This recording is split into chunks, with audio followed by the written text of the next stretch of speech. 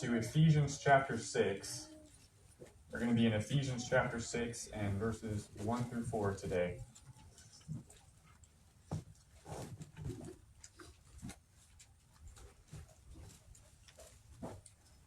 Because it's Father's Day, we'll pick on the dads for just a moment.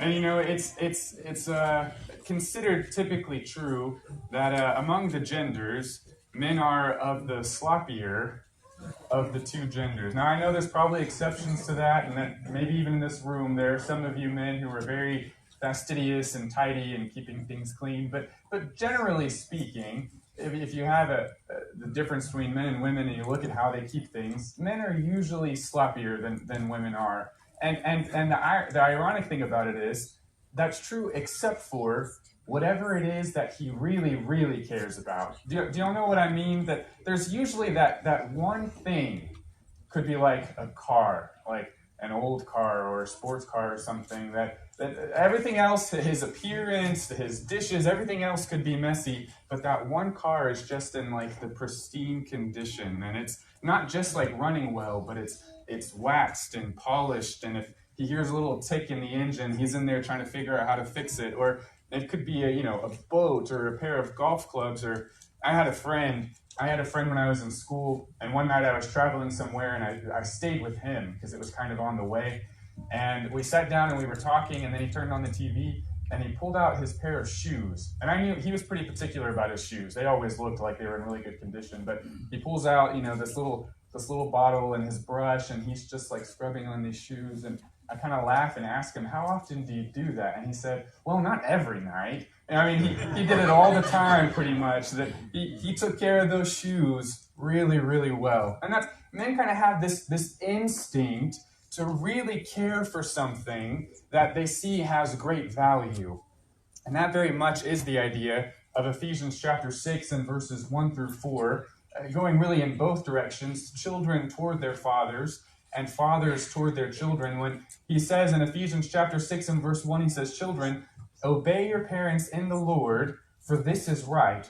Honor your father and mother, which is the first commandment with promise, that it may be well with you and that you may live long on the earth.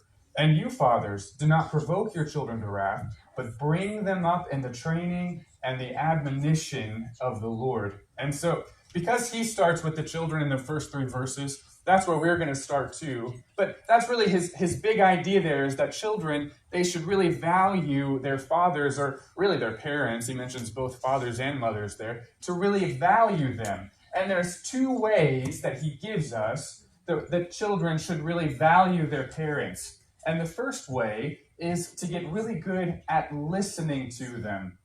And that's what he says in verse 1, when he says, children, obey your parents. And that word obey is, in essence, it's kind of 2 words squished together. And here's what those 2 words are. The first one is hear. That children are to hear their parents. And then the second word is the word under. And it's the idea that when he says obey, what he means is hear your parents and then really think through what they're telling you so that you can understand it and get underneath it, so that you can choose to be under whatever the counsel, whatever the command, whatever it is that your parents have given you to do.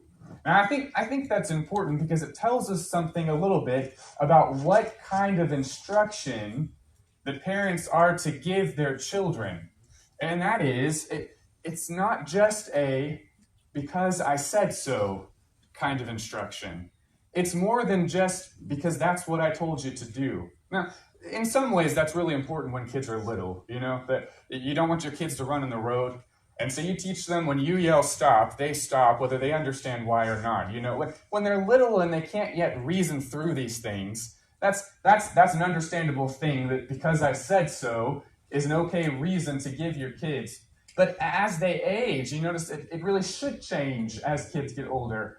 As they age and they're more and more able to reason through things and to make choices for themselves, that more and more parents need to give their children the explanation of why this is the best way to do things. to talk to their children in a way where they can understand the reasoning and the values that you have as parents. And you know how this plays out in the long run. When children are grown, when you have grown children, you know, sometimes they move out and they're not always able to just ask you what to do in a given situation. But they can still hear your voice in their head. And they still remember the things that you said. And they still understand the reasoning behind why you told them this is best or that's what we should do. And so in a pinch, they can make the same decision you would have made. Because don't you have that sometimes? You can still hear your mom's voice, your dad's voice saying this or that in your head. Because they gave you that as they were raising you, as you got older. And so it certainly will look different from the youngest years to the middle years and even as adult children. And he's talking to all kinds of children here. Even as adult children, there's obviously a distinction between those who live in your household, which is what he's addressing primarily, and those who no longer live in the household. So it's going to look different in different phases. But whatever phase of life, one way that children value their father is to really listen to what he says and think that through so that they can make that choice to get under that umbrella of what he has said and to live life under that guidance. And so let's look at some examples of this. And turn with me to Proverbs chapter 1 and verse 8. Proverbs chapter 1 and in verse 8, where Solomon, and the book of Proverbs, is Solomon writing his wisdom, his counsel, to his son. And that he hopes that his son will continue to keep that even after Solomon is gone. And he says in Proverbs chapter 1 and verse 8, he says, "My son, hear the instruction of your father, and do not forsake the law of your mother, for they will be a graceful ornament on your head and chains about your neck." But there's something beautiful that if you'll keep them with you through your life, if you'll keep those things with you, no matter where you go, that they will benefit you. There are these graceful and beautiful things that are there to help you out through life. And that's what we want to give to our children. And that's what our parents likely tried to give to us. You think about King Saul in 1 Samuel chapter 9 and verse 3. 1 Samuel chapter 9 and verses 3 through 5. Saul's father, Kish, gives him a command. He says, "Saul, we have some donkeys that are missing, and I want you to take a servant, and I want you to go and to find those donkeys." Right? This is the order. Take a servant and find the donkeys. And so Saul really listens to what his father says, and he reasons through it so that he can get underneath and obey what his father said. And so he goes out and he's looking for these donkeys. But you notice when we get to verse 5 that Saul has not found the donkeys, but he's singing a different tune. He says, I think we probably ought to go home now. I haven't found the donkeys yet. But now my father is going to be more worried about me than he is about these donkeys. And it's best if I go ahead and go back home and so that he doesn't send out a search party looking for me. Now, did his father specifically say, if you've been gone so long and you can't find them, to go ahead and come home? It doesn't seem like he said that in this instance. Is he disobedient for coming home before he found the donkeys when his father said, go find the donkeys? Well, of course not, because he's really thought this through and he understands what's really important to his father. His father has raised him in a way where he understands what really matters. And he says that my father doesn't want to worry about me. He doesn't want to send search parties for me. And so it's best if now he doesn't know how delayed he's going to get on the way home. That'll come. But his father even says later, he says, I started to get worried about you, and I was going to send people to try to find you. He understood exactly what his father wanted. He wasn't doing anymore exactly what he said, but he was still under his father's umbrella of what he wanted because he heard it and he thought it through. David does something very similar in 1 Samuel chapter 17. 1 Samuel chapter 17, when Jesse gives David a command, and he says, right, your brothers are in the army, they are out encamped against the Philistines, so I want you to take this food, this this cheese and this wheat, these things, and take them and deliver them to the commander so that they can give everybody some food. And go check on your brothers. And then he says, come back to me. And so David really listens to that, and then he reasons through it and gets underneath it. He obeys it. He goes. He delivers the food just like his father said. But while he's there, he encounters Goliath, and he sees him taunting the nation of Israel and blaspheming the name of God. And he says, who is doing something about this? And they say, well, nobody. Saul is not even going to go fight Goliath. And David says, it's not right. It's not right that nobody should take this challenge and defend the reputation and the name of God. And so now his father didn't say, go deliver this food, and then if you happen to find a giant that you need to fight, that's fine before you. No, he said, deliver it and come home. But is he in disobedience to his father because before he tries to come home, he first fights Goliath? But he understands what his father values. He understands what's right, and so he knows his father will be pleased with his actions, even though he didn't come right home as soon as he has finished the task, as his father literally said to do. And so these examples show us that when it comes to instructing our children or to receiving instruction from our parents, that as we age, we need to be able to understand to think how our parents think. We need to train our children to see that so that they can not just hear exactly what we say and do that, but understand that our kids will have to make decisions as they grow. They'll have to make choices that we can't anticipate, but we can prepare them to make those in the best way, even when they're not exactly what we had said, because they understand us. They're thinking that through. And that's why he starts with this idea to hear. But there's an important caveat to notice in Ephesians chapter 6 and verse 1.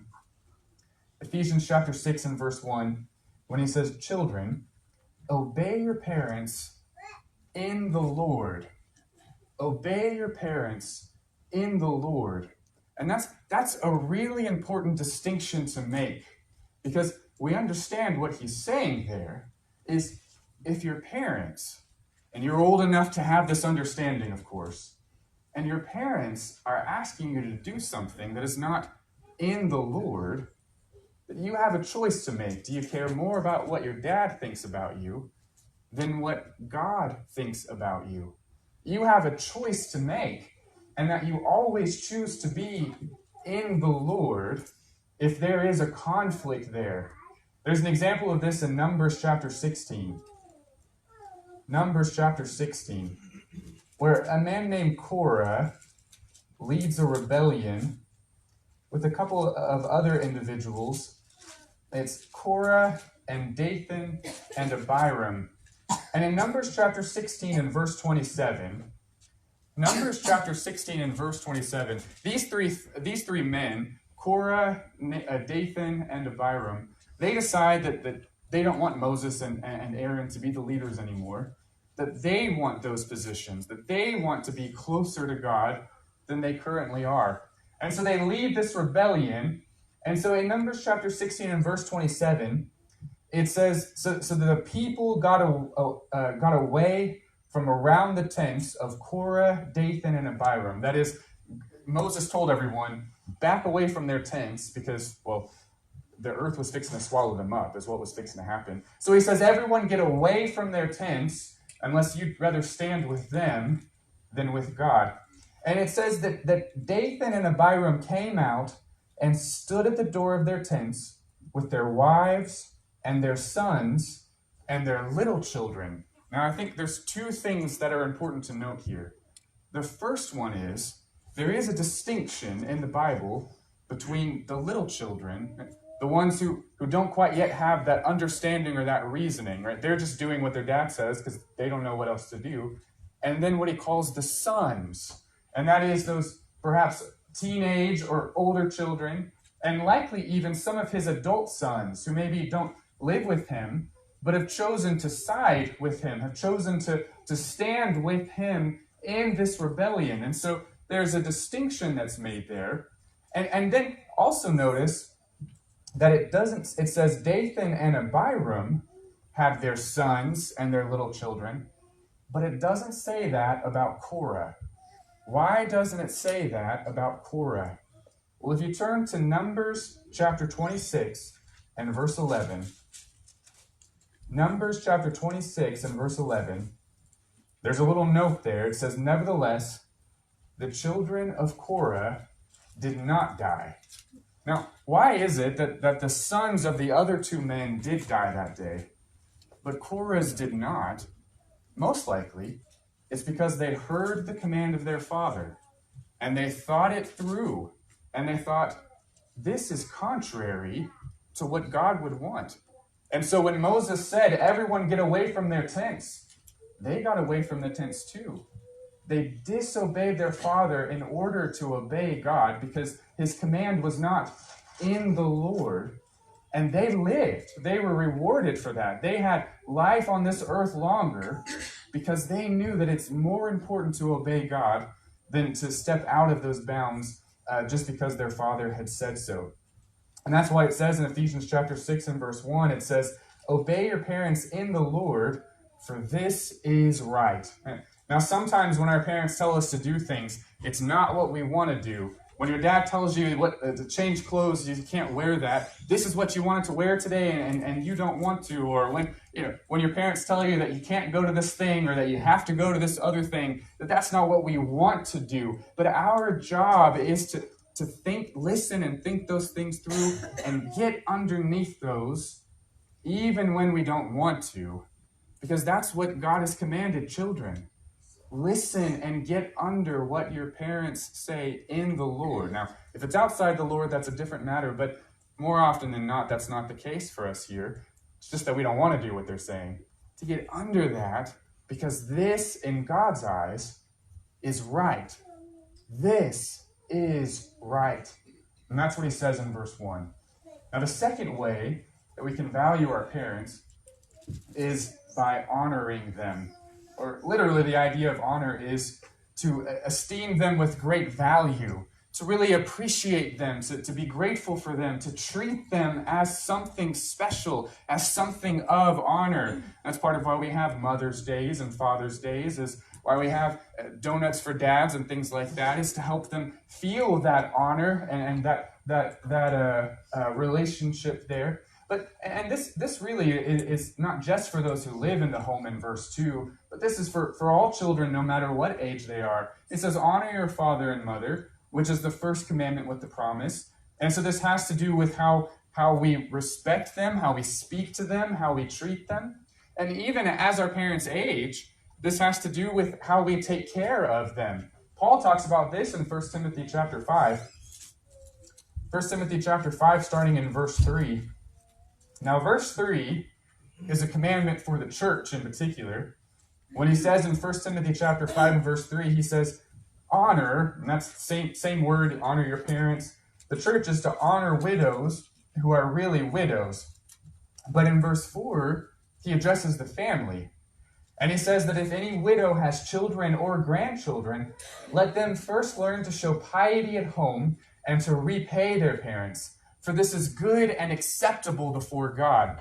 In essence, what he's saying is that sometimes there are widows who have no one to provide for them. They don't have a husband, of course they're widows. They don't have children. They don't have grandchildren. No one to take care of them. And he says it's right in those instances, if they are what he calls true widows, and they meet kind of those qualities that are described there, for the church to provide for them financially. That's a right thing to do. But in verse 4, his point is that if she does have family, if she has children or grandchildren who have the ability, whether it's financial or physical or whatever it is, if they have the ability to provide for her, they should be the first ones to step up and to fill that role. He says, in essence, we're repaying our parents for all that they did to provide and care for us, for all that they did when we were young, that it's right for us to do the same for them when they get to the place where they can no longer care for themselves. In fact, God feels so strongly about this that he says in verse 8,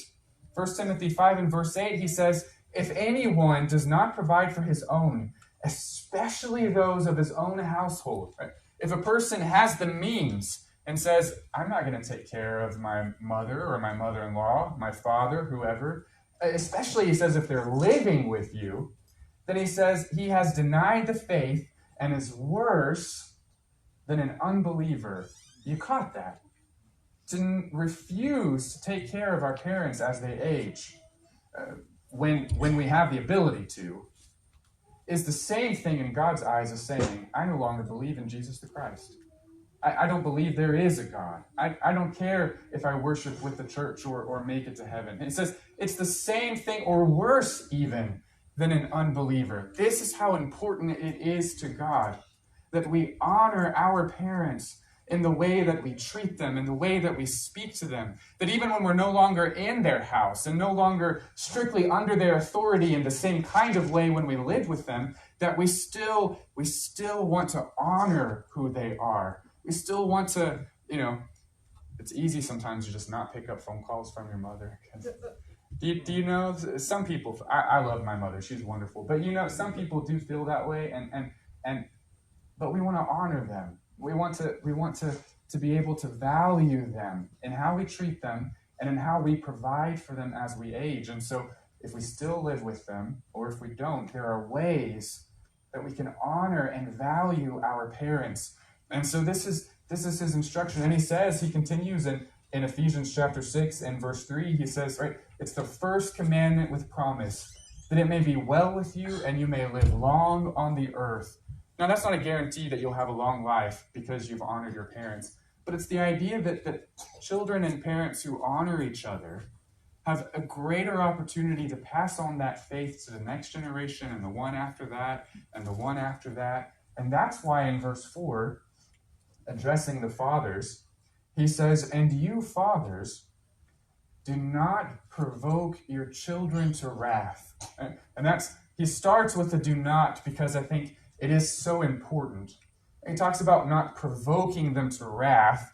That word really has the idea of anger upon anger. It's kind of like double wrath. That if the way that you are treating your children, whether that be through discipline or through the way that you speak to them or through the way that you don't speak to them or whatever it might be, if the way that you're treating your children, especially when they're still in your home, is causing them to have what he kind of calls double wrath, or this intense anger. And it might manifest itself in children who are completely out of control with anger. And I'm not talking about temper fits. All kids throw temper fits now and then, especially when they're little. But you know what I'm talking about. When you feel like you've kind of crossed the limit and the children are just out of control with anger, or it might manifest itself if they're a little bit older. Maybe they can keep it shoved down, but you can tell that they're not okay inside. There's a lot of anger bubbling underneath the surface. He says, if you've pushed your children that far, something has got to change about the way that you are parenting them. Because that anger in children who are still living in your home, that anger is not their fault. They don't have the ability to learn and control all of that yet. That anger is on you and how you parent them. And so he says something has got to change. And here's what it needs to look like. He says they need to be nourished. And that's verse 4. He says, do not provoke your children to wrath, but bring them up. And that word, bring them up, it literally means nourish your children. And here, it's a really neat word, and it kind of has two ideas associated with it. And the first one is the idea of to turn the children. If you've ever used a screwdriver, you're turning the screw until you get to just the right spot. If you make it too loose, right, it's going to come back out and cause you problems. If you tighten it too much, it's going to splinter. You're going to have problems. There is just kind of a sweet spot that you're trying to get that screw to stay in so that it's stable and holds, but it's not straining whatever it's holding together. And that's the idea. It's the idea of these habitual and daily turns that your children, they're going to go in this direction, and it's going to be too loose, as it were, out of control. Your children, they're going to go in this direction, and it's going to be wound too tightly sometimes because of what you do, sometimes because of life, but that the father's job is to, with daily, habitual little things, turn them back to be on the right path. Just turning them back from being too loose or wound too tight to be on that right path. And here are the tools, and the second word related to that is to fatten, or it's the idea of to nourish them, that you're nourishing them to turn them on the right path. Now, here are the tools that the Bible gives us. There's two tools the Bible gives fathers to nourish. And the first one, he says, is the training. It says, bring them up in the training. And so training is the idea of, it can include discipline, of course, physical discipline, other kinds of discipline. But it's really just the idea of any kind of training that you might do, the experiences they go through and how you help them with that, the experiences that you put them through to help them learn things, but any kind of training that helps to get them back on the right path when you can tell that they're going one way or another, off course a little bit, that the father should habitually and daily help to get those kids back on the right path through different kinds of training. And then the second thing he says in verse 4, it's the training and the admonition. And admonition is the idea of what you place in their minds, the things that you say to them, the wisdom that you pass on, the counsel and instruction, and sometimes the lectures that we all hated so much growing up. And those words that you are using, that you're placing in their minds so that, and this is what we were talking about earlier, as they get older, we give them more and more the reasons why this is what's best. We give them more and more the explanation behind our choices as parents, that we're guiding them to understand and to think how we are thinking about this, so that even once they're no longer in our house, they can't escape us, can they? Our voices are always wandering around in their heads, and hopefully helping them make the best kind of choices, because we've admonished, we've placed those things in their mind to help keep them back, get onto that right path, to turn them to just the right way. But he says, most important in verse 4, it's the training and admonition. This is the nourishment of the Lord. And that we're not just training them with what our Father taught us, because if what our Father taught us is not of the Lord, then we're rejecting that. We're removing that from our own lives and not passing it on to the next generation. We're not just training them with our preferences or what we think is best, because what we think is best may not be of the Lord. But just as we're training ourselves to be of the Lord, to think how God thinks, to love what God loves, to follow after God's word and only God's word, that's all that we want to pass down to them. And so he's talking about that training that's in the Lord. And just as he told them, if your parents are asking you to obey them and it's out of the Lord, we want to keep our training in the Lord, so that all of that is in sync and we're all helping each other get that much closer to heaven, get that much closer to God, so that we are raising up children who understand what's truly important. And this is what God was talking about in Genesis chapter 18.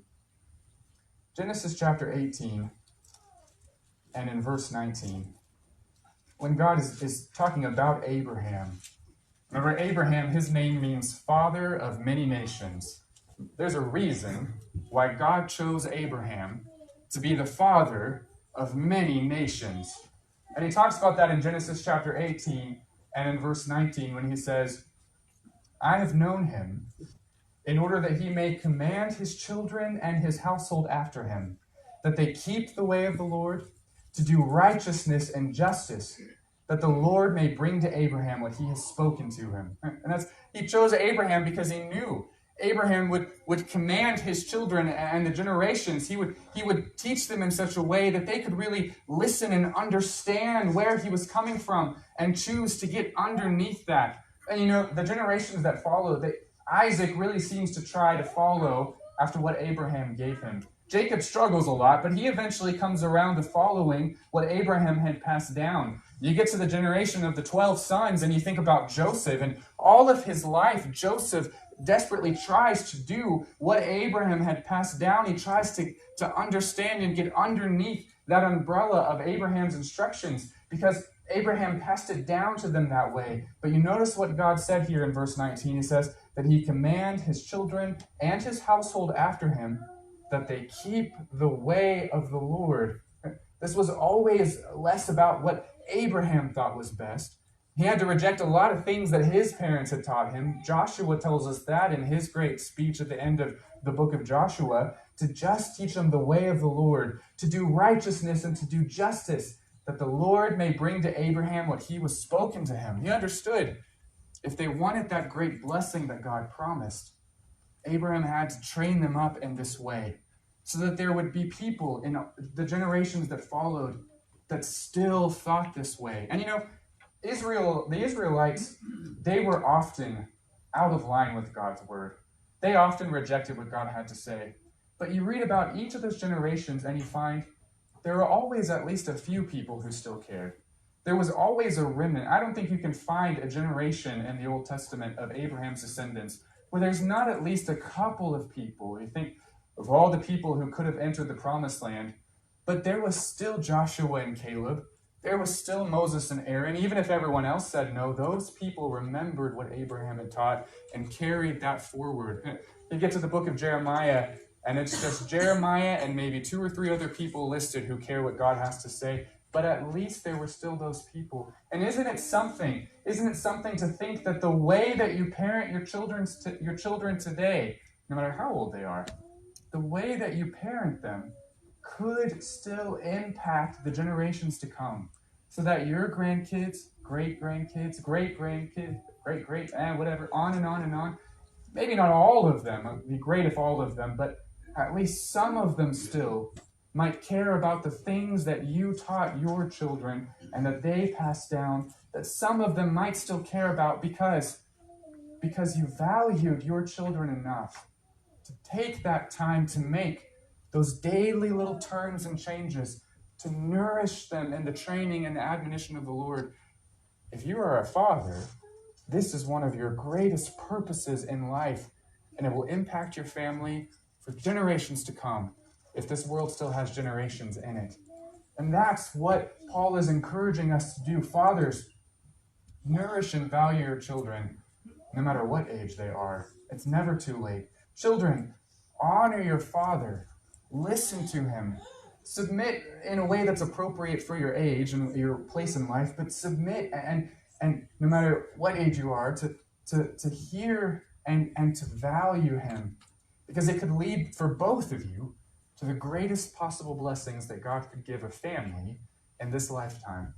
And if we can help you to honor your father or to value your children today, if there's anything, there are elders, there's parents who have kids and grandkids and great-grandkids and have wisdom and advice that they could give you. If there's anyone who needs that today or any other thing, we ask that you come forward as we stand and as we sing.